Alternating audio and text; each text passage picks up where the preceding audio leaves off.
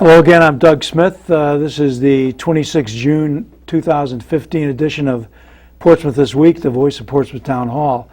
My guests today are our Portsmouth Harbormaster, Sergeant Steve Burns.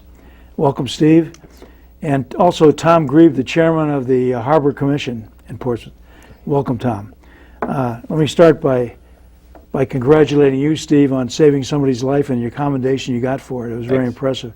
That was done at Glen Farm? Yes. Yeah. It sounded pretty hairy to me It's in the paper. an interesting situation. Yeah, I bet it was. Steve, you're the Portsmouth Harbormaster. Among your other police duties, what are your responsibilities as Harbormaster? We patrol approximately 35 miles of coastline and provide service to Prudence Island and Hog Island. Okay, services like what? If there's any additional police or fire or rescue needs on those islands, or just general complaints that, they're town residents with no access to the mainland, so any complaints or anything that needs to be done out there, we'll shuttle whatever resources are needed out there. Okay, now, obviously you need boats if you're a Harbormaster. It helps. How many boats do you have and where are they kept?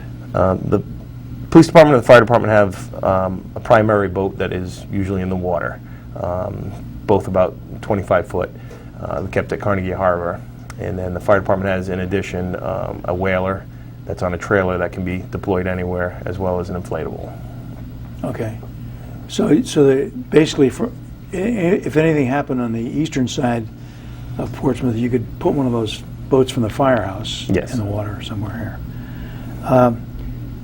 Do you have any assistant harbormasters or people that assist you? The Harbor Commission is a group of volunteers that help out a lot during mooring renewals, and then just any of the officers that work for the town will be the second Okay. person on the boat. Now, when you go out on the boat, there's more than one of you, I assume, right? Or, Minimum of 2. yeah, just for safety, if nothing else. Absolutely. Do you know how many marinas we have in town in Portsmouth? The Pirate Cove, New England Boat Works, Carnegie Abbey, and Brewers. Brewers, yeah, okay. Over in Melville, right? Brewers, Common Fence Point. Common Fence Point. What about the Melville complex? Don't we have a... Yeah, Melville, New England Boat Works. Yeah, okay, New England Boat Works, I'm sorry. Do you have anything like guest moorings for people that come to the island that want to stay overnight in their boat? No, town residents that live on the waterfront or on Prudence or Hog Island can have a guest mooring, which is just basically a place for them to put, friends or relatives that come to visit. Okay, so there is a way if you have waterfront property. If you have waterfront property or if you live on Prudence or Hog Island. Okay, well, what kind of services do you provide to boaters here in Portsmouth?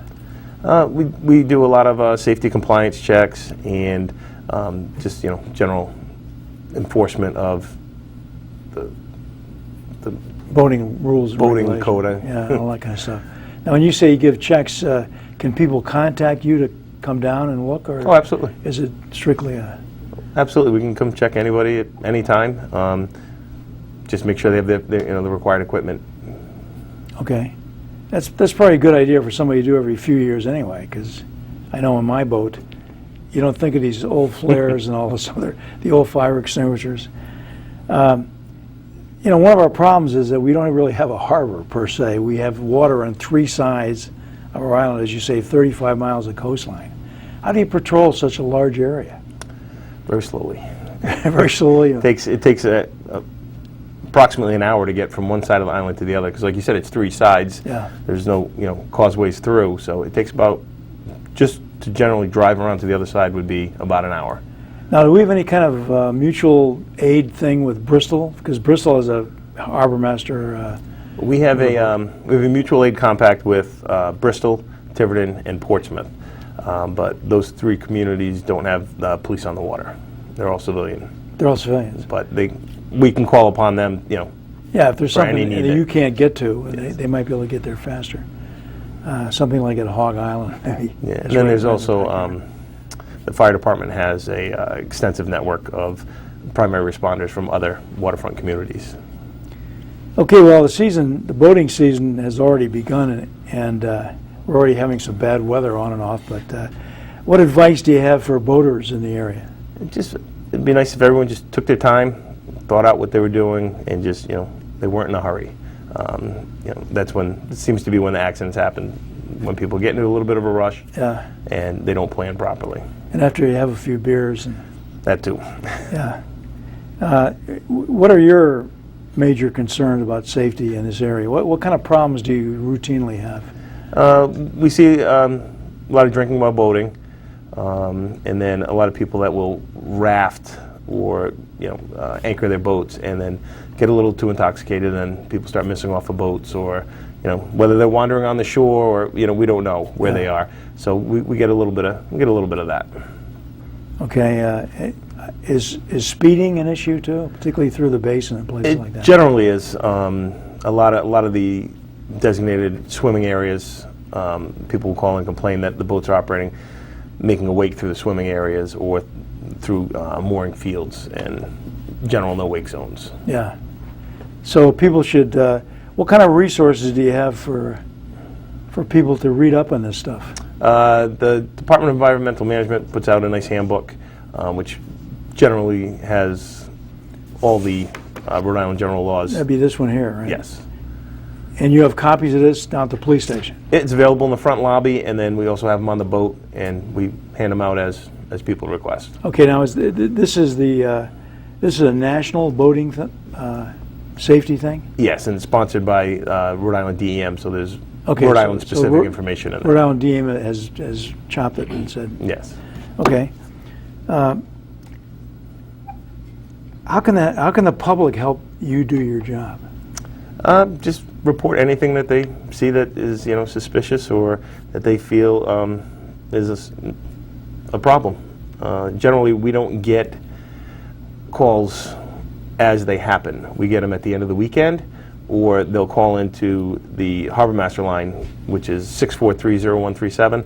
They'll call that number, which is just a general information line. If there's an emergency happening or something that needs to be acted on immediately, they should just call the general number 683-0300 or 911. Okay, because if it's emergency, it's emergency, whether it's on the water Yeah. or... A lot of times we get a call, Monday morning when you're looking through the voicemail that, there were 3 problems, and they might not be, Yeah. problems to end the world, but, it was important to somebody at that point in time, and, they get frustrated that there's no response. Have you found the boaters in the Portsmouth area pretty agreeable with reporting stuff? I mean, Absolutely. Yeah.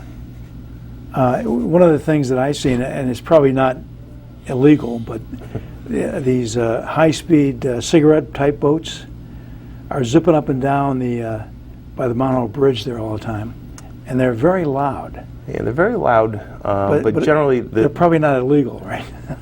well, the speed, there is a speed limit in the bay, and What is the speed limit in the bay? I believe it's 45 Oh, is yeah. the top. So it's questionable whether So you have plenty of leeway to play with. exactly. Yeah, and then it's a noise issue, I guess. Yes. Yeah. I think safe boating requires some knowledge of the rules, and the rules, as you can see in this little book, they're quite extensive. I mean, there's a lot of stuff in there. There's Yeah. a lot of different little rules that people aren't really aware of. And particularly things about rules of the road, which everybody should know and understand, and probably everybody could use a refresher every few years as well. Yes.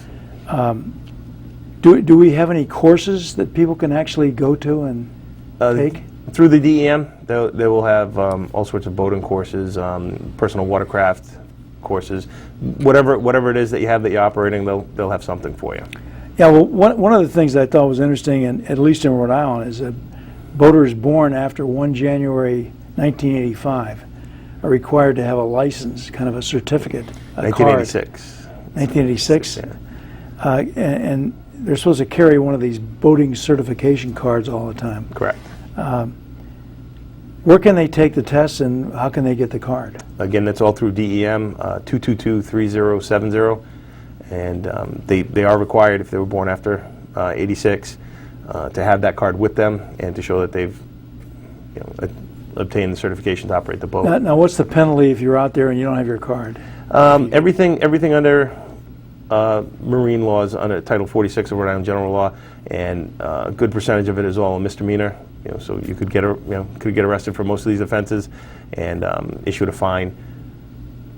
And then one other thing on licensing, which a lot of people are not aware of, is any personal watercraft or jet ski that is being operated, regardless of your age or whatever type of license you hold, you need to have a specific personal watercraft license to operate these. Yeah, those things are like the motorcycles in the water. Exactly. I'll tell you, it's unbelievable. I guess you can also go online, I think. If you can go online, and there's a challenge course if you're confident. But again, it's all through DEM. Okay. Yeah, and there's, I think there's even like, kind of a course you can take, a practice course or something. Yeah, they'll have practice exams and quizzes that you can check your knowledge, and then if you feel comfortable, there's a challenge exam that you can just do online, and you wouldn't have to go up to Providence. Okay, they just send you the card in the mail? Yeah, that'd probably be the quickest and easiest way to do it, I guess. Yeah, if you're confident. If you're not confident, go to the class. Go to the class. Yeah. I expect that a big part of your job, and now we finally bring Tom Grabe into this conversation, is managing our town moorings. How many moorings do we have, and where are they located? I mean, they're all over the place, I would guess. We've tried to narrow them down to certain fields, but I mean, we have 3 sides covered by water, so there's extensive mooring fields all around the town, as well as Prudence, Patience, and Hog Island. It's currently about 1,000 active moorings and about another 200 to 300 people on a waiting list waiting to get a mooring. Okay, and those are probably for Potter's Cove or someplace like that? Good deal of them go to Potter's Cove, yeah. Yeah, that's a nice place to moor. And I understand that, and Tom, we were talking about this earlier, that you're currently updating our harbor management plan for Portsmouth. That's correct. And dealing with DEM on that. You mentioned some of the restrictions that are going to be possible in your new plan. You want to discuss those? Well, one of the things that the plan has to do is ensure that the water quality meets DEM and CRMC requirements. And in order to do that, they put certain restrictions on certain areas, like Bluebill Cove. And we're negotiating with them right now on what those restrictions are, so that the water quality is maintained. Okay, now by restrictions, you're talking about things like staying overnight in your boat. That was one. That was gray one water. of the, yes, that was one of their first forays to us, was that Outer Potter's Cove and Bluebill Cove, they would not let mooring owners stay overnight on their moorings, and that was to reduce the gray water discharge. Gray water is water that comes from showers, sinks, Dishwashers, it contains soap, and the problem with the soap is it has phosphates, which makes algae bloom, and that creates a real oxygen problem for shellfish especially. Finfish can move out of the way and get to oxygen, but the shellfish cannot. I think it's interesting that they focus on Outer Potter's Cove. Why is that? I think that's a mistake. And that's what we're going back to them. I think the mere fact that it had Potter's Cove... that's almost open water, you know. The mere fact that it had Potter's Cove in the name was the mistake. It is, as you said, in open waters of the East Passage, and I think they thought that it was more sheltered.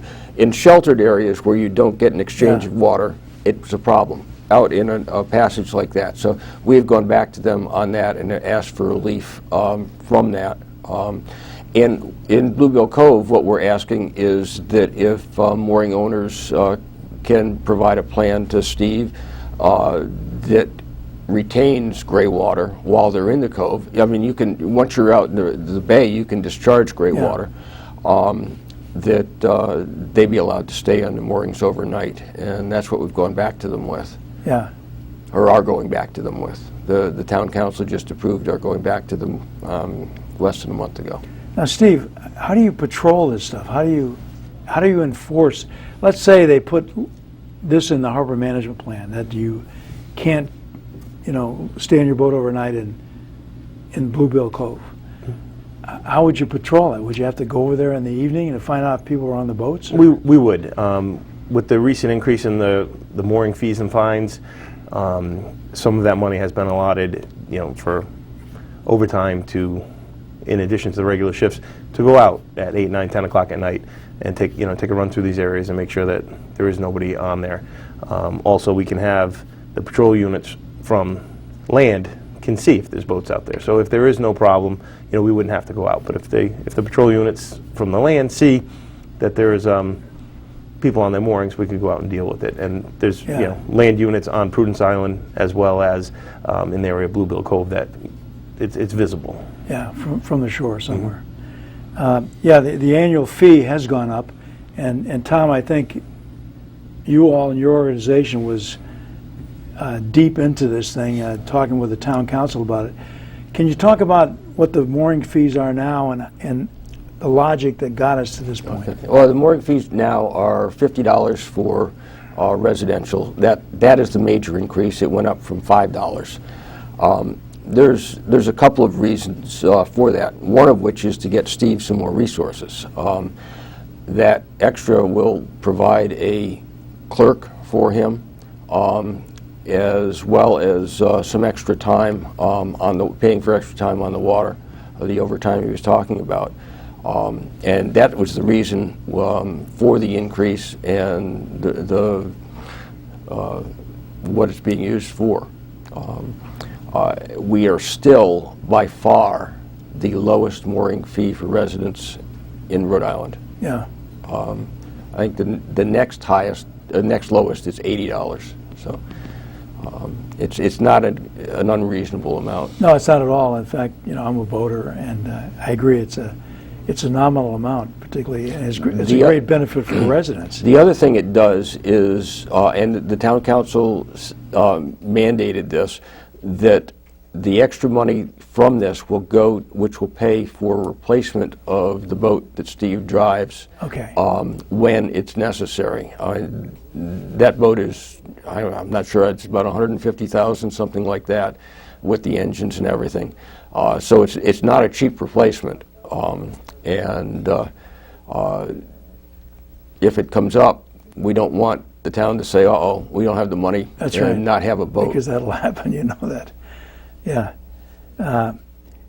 So that's how part of that increase in fees will be spent. That's correct. Yeah. It makes sense, I think, to certainly do that, to provide some kind of resources for these guys to pull The from. one other thing that we have put in is a fund to take up sunken boats or remove boats that are derelict, so that they don't create a real problem, because the longer they stay in the water, the more they deteriorate and the more expensive it is to... Yeah, recently we saw the boat that was inside Bluebill Cove, as a matter of fact, and just sort of slowly deteriorating as we watched it. It was too bad, because it was a nice big old boat. You can see somebody just cooking out on it or something. Unfortunately, it ended up costing the town a lot of money, I think, eventually, yes. to get rid of it. Steve, let me get back to you on the mooring thing, because what about non-residents? Can non-residents apply for moorings? Non-residents can apply for moorings as well, and they're just issued in a different format. It's 3 residents to every non-resident. Okay, but their fee is also $50? No, they pay $10 a foot, plus a $5 surcharge for the...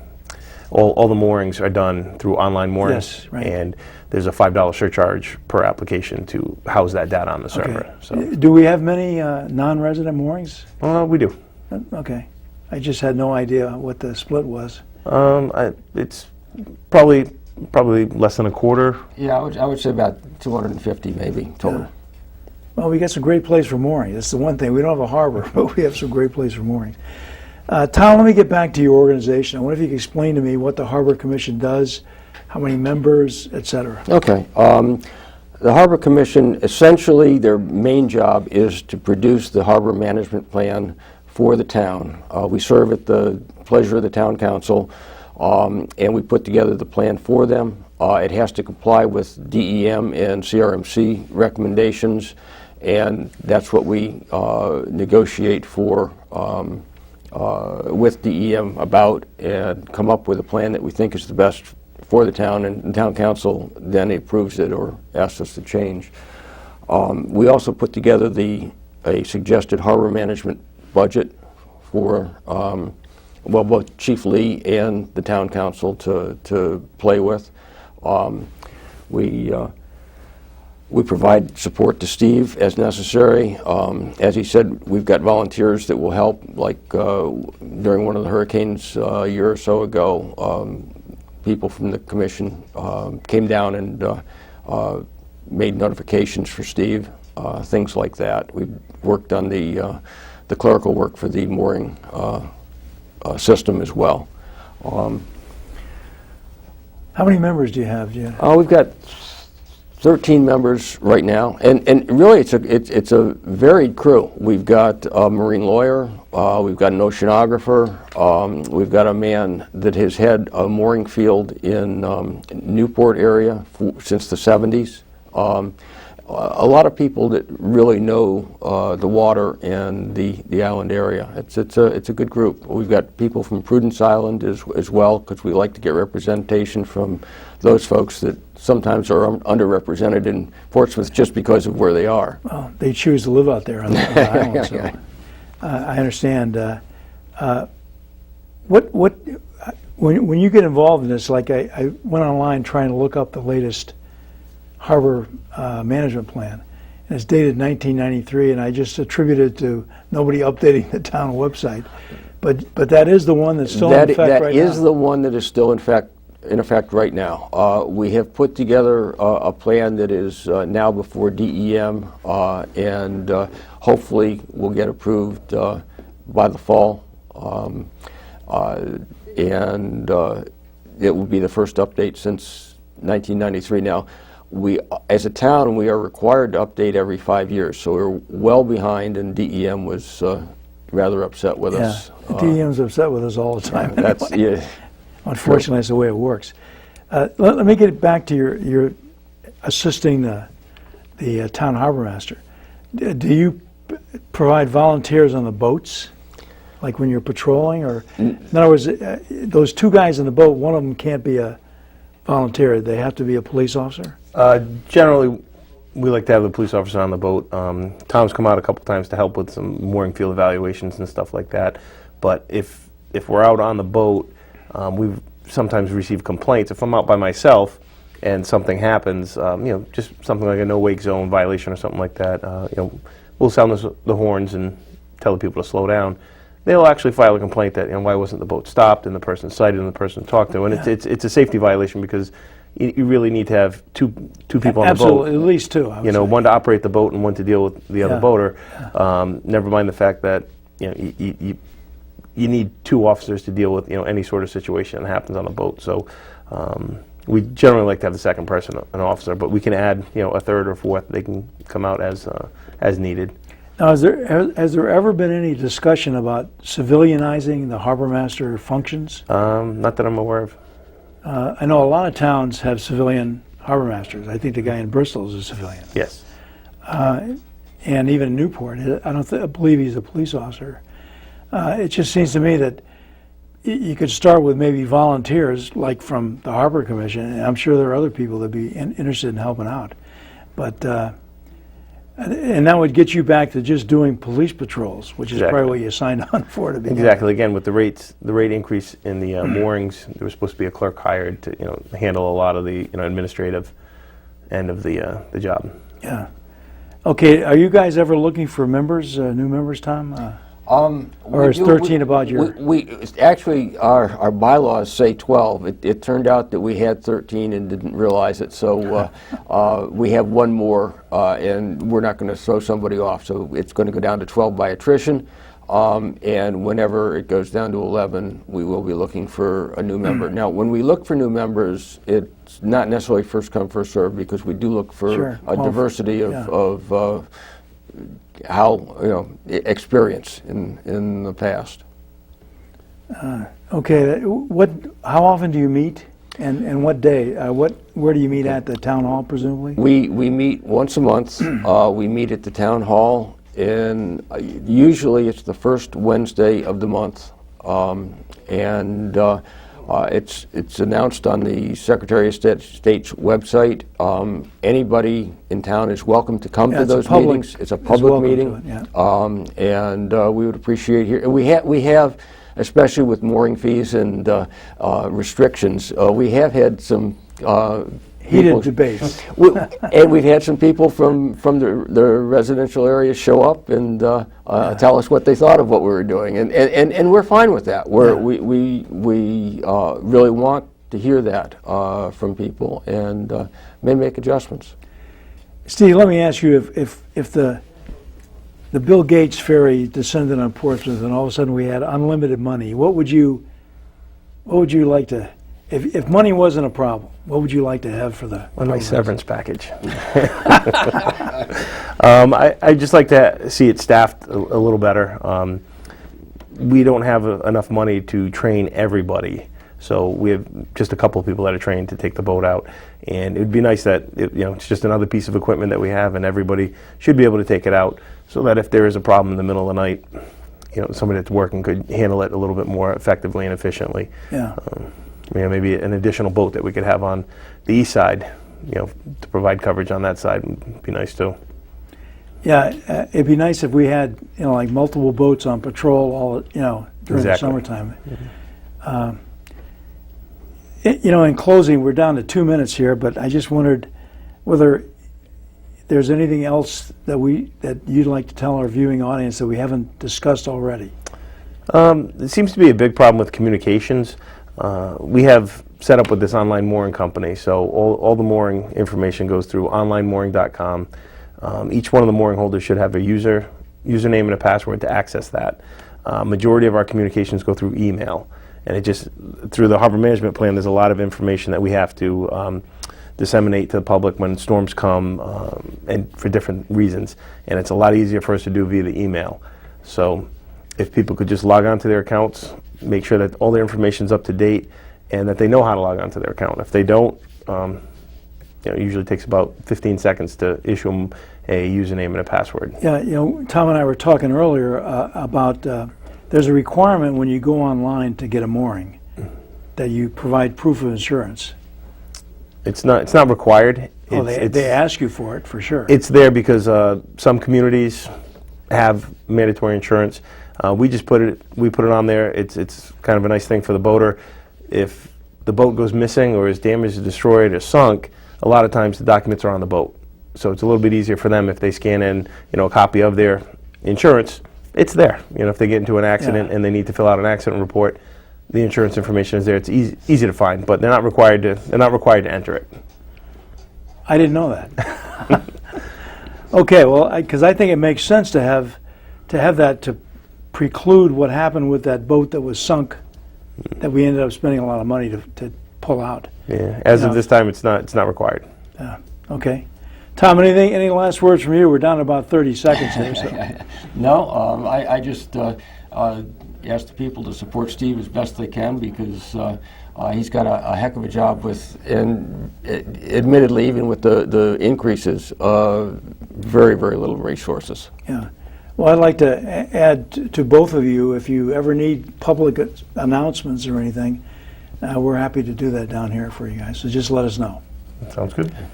That's about it for us. Doug Smith signing off. See you next time on Portsmouth This Week.